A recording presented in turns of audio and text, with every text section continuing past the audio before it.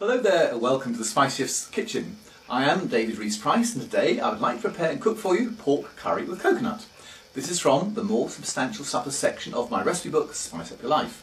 So let's start off with getting to know the ingredients. But firstly I would like to add, this particular recipe is based on using up the joint we had at the weekend, which now needs to be re-cooked. What we have here is an already cooked and chopped piece of leg of pork, which we had at the weekend. So this is what's left over. We're going to make the curry out of that. Following on from that, we have sesame oil, vegetable oil, soy sauce, lime juice, sea salt and garam masala. Now this is a two-stage process. What I'm going to first of all do is to fry off the pork. Although it's already cooked, it just needs a little bit of extra frying just to heat it up again and put the spice and seasoning into it. After that we'll go on to the next stage, okay? So starting off, put on our burner, put some heat under our wok, start off the oils.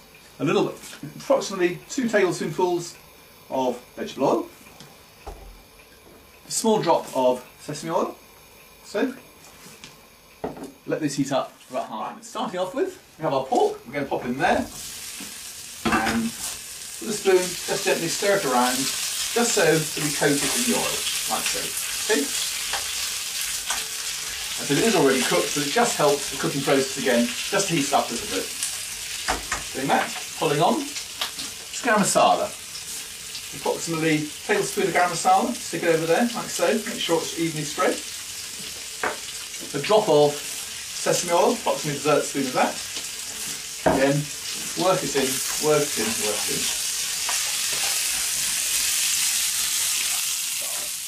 Last couple of things to do, some sea salt. Again, about a tablespoonful of sea salt into this mixture. Followed by juice of a lime.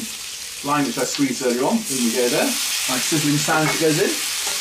And again, just gently stir it for another 2 or 3 minutes. Finally, before we finish this section, just a little bit of chopped coriander. Stick it in there, and again, stir it around. Maybe another couple of minutes or so, no longer than that. Okay, we've actually cooked that first section, so what we're going to do is pour it into this casserole dish here.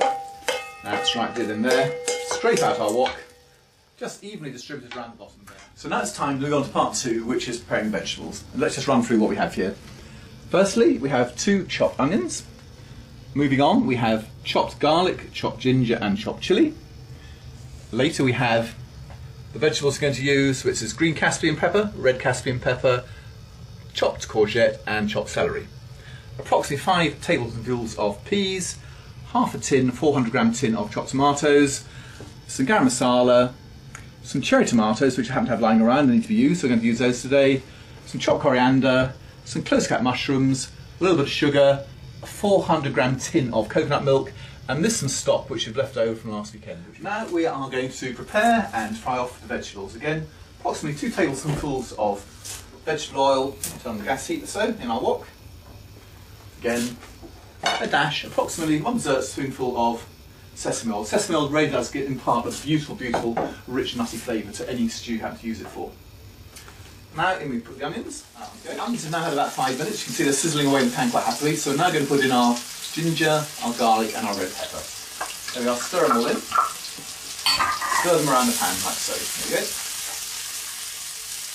Again, another 2 of in the pan. Now we're going to put our next ingredients in, which are our vegetables. Red Caspian, green Caspian pepper, celery and courgette.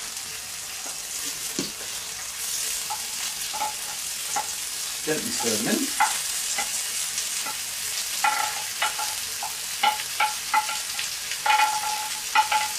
So. And stir them all around. Now at this stage, turn the heat down just a fraction and add some of the other ingredients. Sea salt, on we go. Sea salt around there. Garam masala, approximately 2 tablespoonfuls here. A faithful light soy sauce, which I'm a great believer in for universal seasoner in so many different types of cooking. Our remaining vegetables have now been in there, heated for approximately 3 minutes. We're now going to add leaf coriander. Turn the heat up just a little bit. Mix it in. We're just going to put a drop of medium dry sherry in there. Just gives that a little bit of extra something to it, like so. Again, slightly increase the heat, stir it around.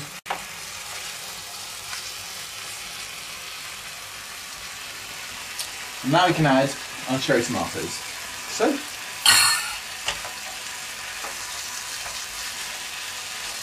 so the aroma of the cherry is mixing in well with the rest of the seasonings here. There's a lovely aroma coming off this now. Very, very nice. Again, half a tin or 400 gram tin of chopped tomatoes. And the peas. Again, stir them all in. The last vegetable we're going to put in, of course, take the least time to cook are the mushrooms, so then they go. And we're going to add a little bit of sugar, give that a sweet and sour taste, which is so popular in Oriental cooking. There you go.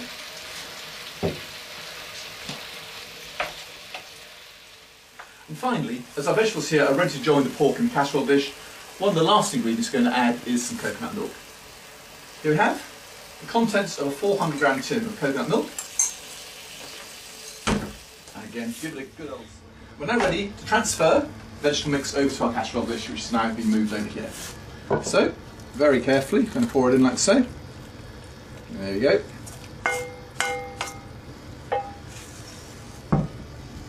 And stir it in, stir it in, stir it in. And the very final thing we're going to do with this is to add the stock, which has been heated up, so that's already hot, and mix it into the mixture here. We've already warmed our oven on 180 degrees, so we're now going to put the casserole with the top on into the oven. Right, we're going to pop it in the oven now, 180 degrees for approximately 1 hour, reduce down to 160 degrees for a further half an hour, at which time it should be well and truly cooked. Our casserole has now had over an hour in the oven on 180 degrees. I've turned it down to 160 and we've given it another 20 to 25 minutes. So let's see how we're cooking.